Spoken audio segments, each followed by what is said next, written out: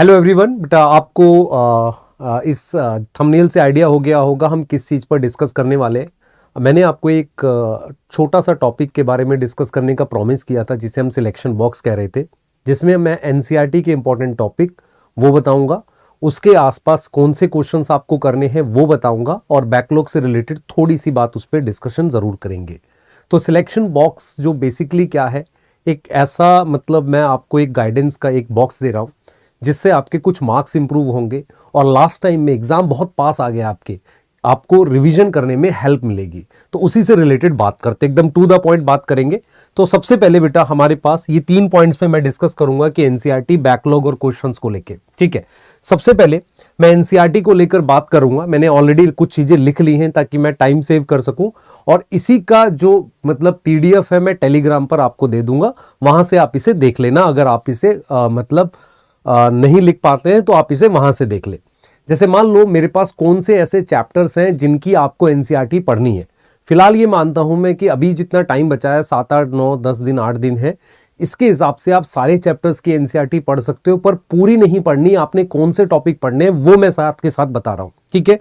सबसे पहले मान लो मुझे लिविंग वर्ल्ड की क्या पूरी एनसीईआरटी पढ़नी है? नहीं, पार्शियल पढ़ लो, क्योंकि अगर आप वो वाला टॉपिक अभी भी बैठ के रीड कर रहे हो कि लिविंग के फीचर्स, तो अभी फायदा उसका नहीं होगा। आपने क्या करना है, लास्ट पेज जो एनसीईआरटी का है ना, फ्लोरा मैनुअल, ये टैक्सोनॉमिक एड्स और एक वो जो टेबल दे रखी है ना आपके पास जिसमें उसने डायप्टेरा और हाउस फ्लाई, वो वाले टॉपिक एनसीईआरटी से रीड करने हैं लिविंग वर्ल्ड के। मैं पूरे 38 चैप्टर्स के आपको बताने वाला हूं।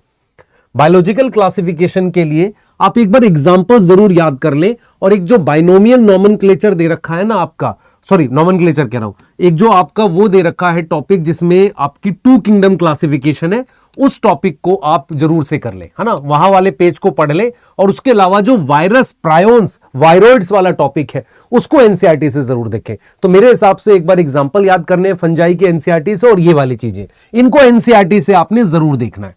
फिर मेरे पास अगर प्लांट किंगडम की बात करें तो एल्गी से क्वेश्चन एनसीईआरटी से आ जाता है, और एक system of classification, artificial system, natural system और टेरिडोफाइट की क्लासेस हैं जिनका आपका मैच द फॉलोइंग का क्वेश्चन गलत होगा। तो वो टॉपिक है जो आपने जरूर देखना है, जिसके गलत होने के चांसेस है। तो मैं जो ये लिस्ट दे रहा हूं, आपने क्या करना है, अपना दिन डिसाइड कर लेना है कि अभी मान लो डेली मैं इसमें से क्या करूंगा, आधे टॉपिक्स के या 1/4 टॉपिक्स डेली देखूंगा, और कम से कम 2 बार 3 बार देख लूंगा एग्जाम तक, ठीक है। एनिमल किंगडम के एग्जांपल्स आपने एक बार सारे फिर से रिवाइज करने हैं, और आपने क्या करना है बेटा, ये जो लास्ट की क्लासेस हैं, मतलब आपकी ये एव्स वाली और साइक्लोस्टोम आपकी जो, सॉरी एव्स कह रहा हूं मैं, ये जो आपके साइक्लोस्टोम है ये वाला हो गया। और इसके अलावा जो आपका हमारे पास जो बीच में साइक्लोस्टोम से पहले दे रखा है कॉर्डेटा के वाला पेज है ना, जिसमें हेमी कॉर्डेटा, और ये वो वाला पेज एक बार आपने जरूर रीड करके देखना है, ठीक है। उसके बाद अगर हम मॉर्फोलॉजी की बात करें तो एक बार बेटा फ्लावर वाला पार्ट जिसमें प्लेसेंटेशन है ये जरूर देख लेना, और फ्रूट वाला पार्ट देख लेना, ठीक है। फैमिलीज में एक बार फ्लोरल फॉर्मूला आपने जरूर एक बार लास्ट टाइम पर देख लेना है। तो ये वो चीजें हैं जो आपने आखिरी में रिवाइज करनी है। होगा क्या कि जब आप इनको रिवाइज कर रहे होगे ना, मन करेगा पूरी एनसीईआरटी रिवाइज कर लो, नहीं, पहले आपने इनको जरूर रिवाइज करना है इन दिनों में, ठीक है। एनाटॉमी में आप क्या करोगे, ट्रांसफर सेक्शन एक बार जरूर देखोगे। ट्रांसफर सेक्शन वाला जो पार्ट है, टीएस है, रूट्स का, स्टेम का, लीफ का, एक बार उसको रीड जरूर करोगे एग्जाम से पहले। मतलब ये वो टॉपिक बता रहा हूं जिनको आपको एनसीईआरटी से रीड करने हैं एक बार फिर से, ठीक है ना, लास्ट टाइम पे। अब हम बात कर लेते हैं स्ट्रक्चरल ऑर्गेनाइजेशन की। मेरे हिसाब से आपको कॉकरोच की 2 रीडिंग एग्जाम से पहले ले लेनी चाहिए, है ना, 2 बार रिवाइज कर लेना चाहिए। उसके अलावा कनेक्टिव टिश्यू एक ऐसा टॉपिक है जिसको आपने बढ़िया से रिवाइज करना है, ठीक है बेटा, ठीक है। अगर हम सेल की बात करें तो न्यूक्लियस, साइटोस्केलेटल एलिमेंट और बैक्टीरिया में कुछ माइन्यूट पॉइंट है, खासकर इंक्लूजन बॉडी, वो वाला टॉपिक आपने जरूर देखना है, ठीक है। सेल साइकिल और सेल डिवीजन की बात करें, वहां पर आप मियोसिस 2 को एक बार जरूर देखकर जाओ, जाइगोटीन, पैकेटीन, डिप्लोटीन, ये वाली बातें, इनके लाइंस एक बार देख लो। फिर बायोमोलिक्यूल में जितनी भी टेबल्स हैं, जितने भी स्ट्रक्चर बना रखे हैं, और एंजाइम के लास्ट के 2 पेज, जैसे को एंजाइम, को फैक्टर, नॉमेनक्लेचर ऑफ एंजाइम और वीमैक्स वाली जो है लास्ट के 2 पेज, वो काफी इंपॉर्टेंट है। और स्ट्रक्चर आपने एक बार रिवाइज जरूर करने हैं, है ना, एक बार स्ट्रक्चर रिवाइज जरूर करने हैं। उसके बाद हम बात करते हैं ट्रांसपोर्ट इन प्लांट की। वाटर पोटेंशियल वाला टॉपिक ट्रांसपिरेशन और फ्लोएम ट्रांसपोर्ट, इनको एक बार अच्छे से देख लेना। वाटर पोटेंशियल, ऑस्मोसिस, मैं इनकी पूरी बात कर रहा हूं, तो इसका मतलब जो सेकंड हाफ है उनको देखना है एनसीईआरटी से, ठीक है, क्लियर है। अब आ जाते हैं मिनरल न्यूट्रिशन पे। मिनरल न्यूट्रिशन में मिनरल्स के रोल जरूर देखने हैं, उसके अलावा डेफिशिएंसी वाले जो मिनरल्स है, उसके अलावा बैक्टीरिया याद करने हैं नाइट्रिफिकेशन, डीनाइट्रिफिकेशन के, और जो फ्री लिविंग वाले हैं, फ्री लिविंग के नाइट्रोजन फिक्सेशन वाले आप भूल जाओगे, क्योंकि उसमें क्या होता है कई बार कंफ्यूज हो जाते हैं बेजरनिकिया रोडोस्पिरिलियम में, इनमें कंफ्यूज हो जाओगे, ये वाला एक बार जरूर देख लेना। फोटोसिंथेसिस हायर प्लांट में एक बार साइंटिस्ट में नजर मार लेना, क्योंकि भूल सकते हो, और C3 C4 को आप एक बार देख लेंगे। रेस्पिरेशन इन प्लांट में RQ और ETS, मेरा ये मानना है कि यहां पर गलती होने के चांसेस है ETS और RQ पे, ठीक है। उसके बाद प्लांट ग्रोथ डेवलपमेंट में हार्मोन्स के रोल, इनको बहुत बढ़िया से लास्ट में एक बार जरूर देखना है हमने, ठीक है। देखने का मतलब एनसीईआरटी रीड करनी है, याद करनी है, ठीक है। उसके बाद आगे चलते हैं बेटा। अगर हम ह्यूमन फिजियोलॉजी में आ जाते हैं तो जो एब्जॉर्प्शन का मैकेनिज्म है वो हमने देखना है, और उसके अलावा जो डाइजेशन का एक बार मैकेनिज्म है जहां पे एंजाइम्स दे रखे हैं, एंजाइम्स पे एक बार जरूर नजर मारनी है, और एक जो कंट्रोल दे रखा है, मतलब कि हम ये कह सकते हैं कि किस तरीके से मतलब ये प्रोसेस कंट्रोल होता है वो, और डिसऑर्डर, क्योंकि डिसऑर्डर बेटा सब में इंपॉर्टेंट होते हैं, उनके बोलने के चांसेस हैं। अब जैसे रेस्पिरेशन में वॉल्यूम्स, इनकी वैल्यू एक बार जरूर देखनी, लिख कर देखनी है बेटा, रेस्पिरेटरी वॉल्यूम्स वगैरह की। उसके बाद मैं चाह रहा था एक बार पार्शियल प्रेशर, ऑक्सीजन और CO2 का याद कर लो, ऑक्सीजन डिसोसिएशन कर्व और डिसऑर्डर्स, ये बहुत इंपॉर्टेंट है रेस्पिरेशन में डिसऑर्डर, और उसमें जो न्यूमोटैक्सिक सेंटर है और जो बाकी के कंट्रोल है मेडुला वगैरह, वो वाला कंट्रोल देखना है। ब्लड वाले टॉपिक में परसेंटेज जरूर याद कर लेनी है आपने, परसेंटेज याद करनी है, कंट्रोल पढ़ना है और डिसऑर्डर पढ़ने हैं, ठीक है। अब आपने क्या करना है बेटा, एक्सक्रीटरी वाले में स्टार्टिंग का जो पेज है, स्टार्टिंग का जो पेज है ना, स्टार्टिंग का जो पेज है उसको करना है। स्टार्टिंग के पेज में जो अमोनोटैलिक, यूरियोटैलिक, यूरिकोटैलिक एक बार देख के जाना, और जो लास्ट पेज पर हेमोडायलिसिस हो गया या मिक्चुरेशन हो गया, इन पर भी अच्छी नजर रखना, क्योंकि वहां से भी क्वेश्चन पूछेंगे, और काउंटर करंट को एक बार देख लेना हमने, ठीक है सर। न्यूरल कंट्रोल में आई और ईयर ये जरूर पढ़ना है, और उससे पहले बेटा मसल्स को एनसीईआरटी से प्रॉपर पढ़ लो, और ज्वाइंट्स पढ़ लो। सर बोन्स नहीं पढ़नी है, पर बोन्स का बहुत डीप क्वेश्चन नहीं पूछेगा, ज्वाइंट से पूछेगा, ठीक है। उसके बाद केमिकल कंट्रोल में मेरे हिसाब से थायराइड, पिट्यूटरी और जो डिसऑर्डर दे रखे हैं, उन डिसऑर्डर्स को, जो मान लो पिट्यूटरी के डिसऑर्डर्स हैं या थायराइड के हैं या किसी और ग्लैंड के जो डिसऑर्डर्स हैं, उनको एक बार जरूर देख लेंगे एनसीईआरटी से, उनके भूलने के चांसेस हैं, ठीक है। और मैं ये भी मानता हूं कि जो पेनक्रियाज में दे रखा है ना आपके पास, उसको भी एक बार जरूर देखें, ठीक है। अब आ जाते हैं क्लास 12 के टॉपिक पर। मेरे हिसाब से रिप्रोडक्शन इन ऑर्गेनिज्म जो है उसमें एक बार टेबल पे नजर मार लें, जो मियोसाइट वाली है और एज वाला एक बार वो देख सकते हैं। बाकी उसमें कोई डीप टॉपिक है नहीं बहुत ज्यादा पूछने के लिए। उसके अलावा जो एग्जांपल्स हैं हमारे पास, कौन से वाले, बाइनियल पेरिनियल वाले ना, बाइनियल पेरिनियल और एनुअल वाले जो हैं, ये वाले एग्जांपल्स पे एक बार नजर मार ले। मैं उस पेज की बात कर रहा हूं जिसपे नील कुरंजी दे रखा है, ठीक है, उसको रीड कर ले। सेक्सुअल रिप्रोडक्शन प्लांट की एग्जांपल्स एक बार सारे एक साथ याद कर ले। इसकी पीडीएफ हम टेलीग्राम में आपको प्रोवाइड कर देंगे, सारे एग्जांपल एक साथ लिखे हुए मिल जाएंगे, ठीक है। ह्यूमन रिप्रोडक्शन में मेंस्ट्रुअल साइकिल से लेके लास्ट तक का याद करना है। आप में से बहुत सारे बच्चे जो भूलेंगे वो भूल जाएंगे कि कौन से मंथ पर क्या डेवलप होता है बच्चे में। ये वाला पॉइंट जो होता है हम अक्सर भूल जाते हैं, तो इस वाले पॉइंट को एक बार लास्ट में जरूर देख लें। और रिप्रोडक्टिव हेल्थ में ईयर्स देख लें जो दे रखे हैं। उसके अलावा लास्ट पेज जिसमें आईवीएफ है ना, आईवीएफ की जो टेक्निक दे रखी है, टेस्ट ट्यूब बेबी की जो टेक्निक दे रखी है वो देख लें। और एक बार एससीडी वाला पेज जरूर पढ़ ले, है ना, वहां से आ सकता है कुछ ना कुछ, ठीक है। अब आ जाते हैं बेटा प्रिंसिपल ऑफ इनहेरिटेंस। उसमें डिसऑर्डर्स की एनसीईआरटी और लिंकेज की एनसीईआरटी ये बड़े ध्यान से पढ़नी है। डिसऑर्डर्स और लिंकेज की एनसीईआरटी बड़े ध्यान से पढ़नी है। मॉलिक्यूलर बेसिस में ह्यूमन जीनोम प्रोजेक्ट और डीएनए फिंगरप्रिंटिंग और टाइप ऑफ आरएनए, ये टॉपिक्स हैं जहां पर जैसे टीआरएनए, जेनेटिक कोड और एचजीपी, डीएनए फिंगरप्रिंटिंग, इनसे एनसीईआरटी का कोई डीप क्वेश्चन आएगा तो गलत हो सकते हैं। एवोल्यूशन में बेटा सबसे पहले ह्यूमन एवोल्यूशन में क्रेनियल कैपेसिटी रिवाइज करनी है। और पहले के 2 पेज है ना जो जिसमें केमिकल एवोल्यूशन और ये ऑपेरेन, हेल्डिन वो वाली चीजें दे रखी है वो, और एक बार होमोलोगस एनालोगस की एनसीईआरटी देख लेना। होमोलोगस एनालोगस की हम लोग एनसीईआरटी देख लेंगे। उसके बाद बेटा हमारे पास जो पहला पेज है जिसमें डिजीज दे रखी है, ह्यूमन हेल्थ एंड डिजीज में, वो बड़े अच्छे से देखना आपने, क्योंकि उसमें क्या है कि माइन्यूट है ना, कई बार बहुत सारे डिसऑर्डर के सिम्टम ओवरलैपिंग है। और मैं ये मानता हूं कि जो ड्रग्स वाला टॉपिक है एक बार लास्ट में जरूर एनसीईआरटी से रिवाइज करें, ठीक है, क्लियर है।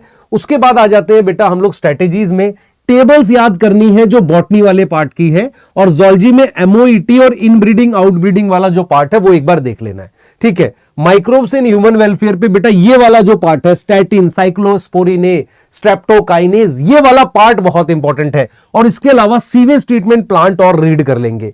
बायोटेक 1 में पीवीआर 322 का डायग्राम और उसी पेज को इंसर्शनल इनएक्टिवेशन वाली लाइंस एक बार अच्छे से रीड करना, वो और वो वाली उसकी 2-3 पेज वहां पर रीड करने हैं। उसके बाद gene therapy, transgenic animal, nematode, meloidogyne incognita, ये बायोटेक में रीड करना है। देखो ट्रांसजेनिक एनिमल मुश्किल लिखा हुआ है थोड़ा सा, उसमें डीप 3-4-5 पॉइंट्स है, उनको एक बार एनसीईआरटी से जरूर रीड करना है। उसके अलावा बेटा एक मॉलिक्यूलर डायग्नोसिस है, मॉलिक्यूलर डायग्नोसिस है जहां पे आप भूल सकते हो, क्लियर है, ये चीज आप भूल सकते हो।